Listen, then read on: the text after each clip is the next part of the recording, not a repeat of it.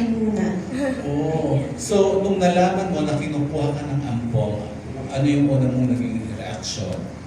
Siyempre, very grateful po ako kasi I started from nowhere naman po eh. Let's be honest, di ba po? Tapos, ayun, very grateful lang din po kasi I think kaya rin po ako naka-oo ng ampong is because I believe in brands na nag-a-align din po sa own values ko. And yun po yung nire-represent ng ampong, they're all about confidence, new beginnings. Kasi ang smile po natin is, very powerful siya. And it's not all about the appearance. It's about feeling strong enough sa sarili mo. And I think that's something na I can personally relate to po. Ayun, and for my last 3 questions, base kay sa sinabi ni Direk Gail, how would you describe, Jam, yung buhay mo ngayon doon sa new beginning? Now, ang buhay ko po ngayon ay, ito po yung new beginnings po.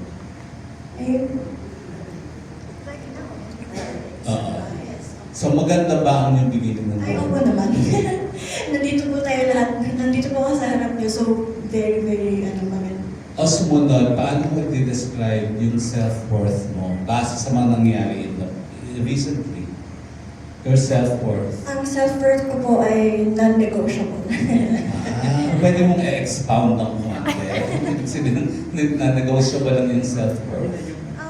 Never lose yourself in the process of... Ano? Never lose yourself po in the process kung ano man yung nangyayari sa buhay mo. Kailangan kilala mo pa rin po talaga yung sarili mo.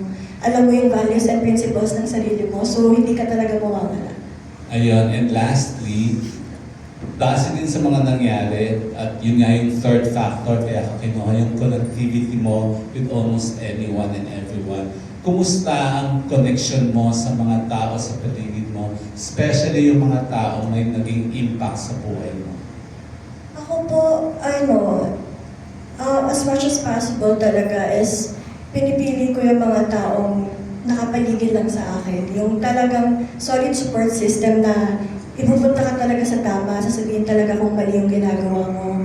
And sobrang laki din po na naging impact nila sa akin kasi nga, hindi ako nadala doon sa path na kawala. Parang ganun po.